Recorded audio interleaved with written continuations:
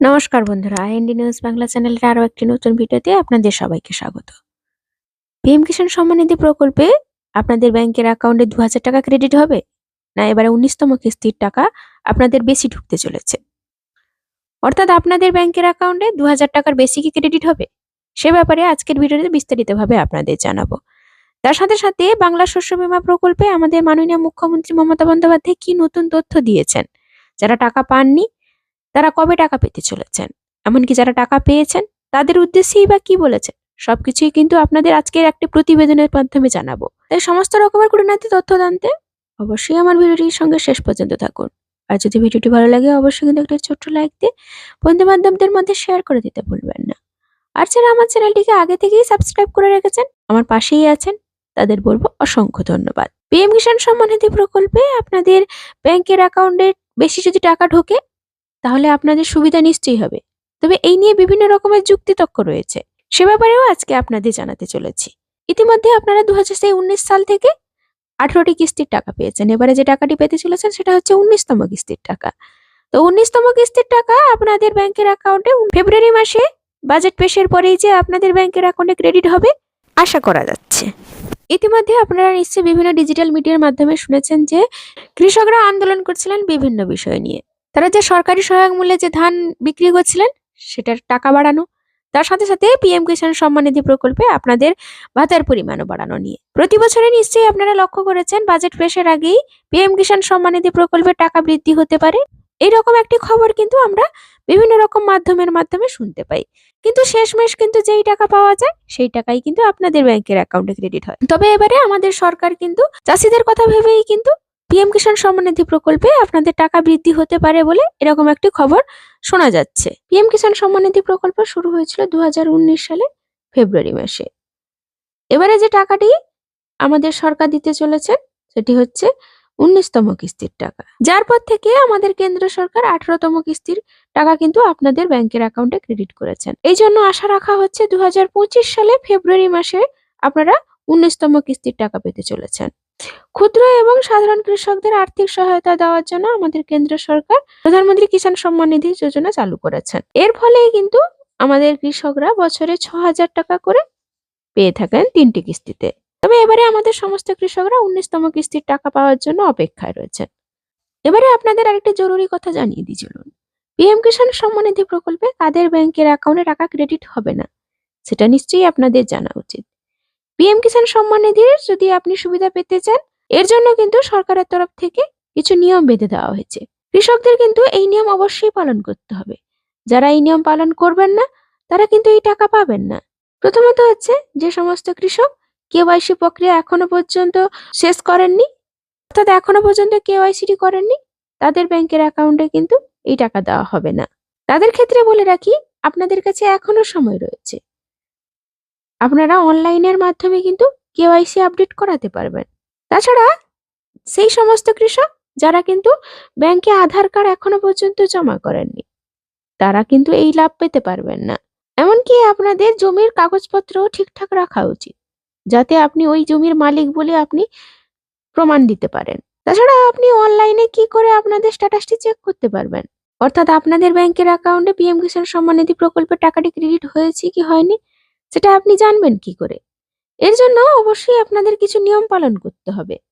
প্রথমে আপনাদের www.pmkisan.gov.in এতে লগইন করতে হবে। এরপরে বেনিফিশিয়ারি স্ট্যাটাসের উপরে ক্লিক করবেন। তারপরে আপনাদের যে নম্বরটি দেওয়া আছে সেই নম্বরটি কিংবা আধার কার্ড এমনকি ব্যাংকের অ্যাকাউন্টের নম্বরটিও আপনি দিতে পারেন। তো বুঝতেই পারলেন বন্ধুরা, আপনাদের ব্যাংকের অ্যাকাউন্টে কিন্তু পিএম কিষাণ সম্মান নিধি প্রকল্পের টাকা কিন্তু এই ফেব্রুয়ারি মাসে বাজেট পেশের পরেই কিন্তু টাকাটি ক্রেডিট হতে পারে। তবে এই টাকা আপনাদের ব্যাংকের অ্যাকাউন্টে 2000 টাকার পরিবর্তে 4000 কিংবা 6000 টাকা হবে কিনা সেটা কিন্তু সরকারের উপর পুরোপুরি নির্ভর করছে। এই টাকা যদি আপনাদের দেওয়া হয় তাহলে কিন্তু অবশ্যই আপনাদের উপকারে নিশ্চয়ই আসবে। তাছাড়া বাংলা শস্য বীমা প্রকল্প নিয়ে আমাদের রাজ্য সরকারের তরফ থেকে কি নতুন নির্দেশ জারি হয়েছে, চলুন সে ব্যাপারে আজকের প্রতিবেদনে কি প্রকাশিত হয়েছে দেখে নেওয়া যাক। নতুন বছর পড়তে না পড়তেই এবার রাজ্যের কৃষকদের জন্য এক দারুণ সুখবর দিলেন কৃষিমন্ত্রী শোভনদেব চট্টোপাধ্যায়। জানা যাচ্ছে এই মাসের মধ্যেই রাজ্যের সমস্ত কৃষকদের শস্য বীমার আওতায় আনা হবে। সূত্রের খবর, রাজ্যে এখনো পর্যন্ত প্রায় 21 লক্ষ কৃষক বাংলা শস্য বীমার আওতায় রয়েছেন। এবারে শস্য বীমা নিয়ে বিরাট বড় নির্দেশ দিল পশ্চিমবঙ্গের কৃষিমন্ত্রী। রবি শস্যের মরশুম চলছে এখন। এই মরশুমে কৃষকদের নতুন করে বাংলা শস্য বীমার আওতায় আনার কাজ শুরু করা হয়েছে। জানা যাচ্ছে এই কাজ চলবে আগামী 31শে জানুয়ারি পর্যন্ত। বাংলার কৃষকদের জন্য রাজ্য সরকার ইতিমধ্যে শস্য বীমা খাতে 350 কোটি টাকা প্রিমিয়াম দিয়েছে। খরিফ মরশুমে ক্ষতিগ্রস্ত কৃষকদের ব্যাংক অ্যাকাউন্টে এই টাকা পাঠানো হয়েছে। চলতি সপ্তাহে কৃষি দপ্তরের সচিব ওঙ্কার মিন সিনহা সহ সমস্ত আধিকারিকদের সঙ্গে বৈঠক করেছেন রাজ্যের কৃষিমন্ত্রী। তিনি নির্দেশ দিয়েছেন আগামী 31শে জানুয়ারির মধ্যে রাজ্যের প্রত্যেক কৃষককে এই শস্য বীমার আওতায় নিয়ে আসতে হবে।